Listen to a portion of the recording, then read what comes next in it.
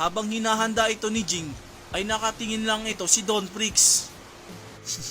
Ilang beses ko bang uulitin na ang mga ganyang atake ay hindi nauubra sa akin?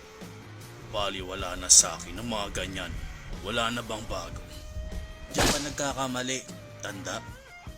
Ano, sa harapan ko talaga siya, may balak umatake.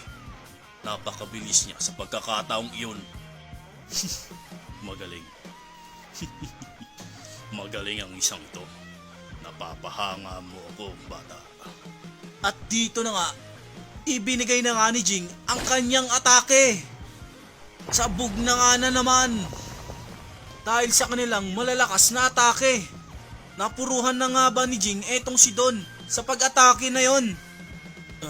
Ano? Hindi maaari.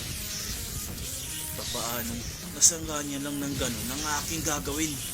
Gulat na gulat nga si Jing sa nangyari dahil sinalagdalang nito ng walang kahirap-hirap ni Don Prix. Patunay lang na napakaraming malalakas na talaga ang nakakaharap nito ni Don Prix. Mas maganda kung ilalabas mo na ang lahat ng makakaya sa labanan nating ito. Yan nga ang sinabi ni Don dito kay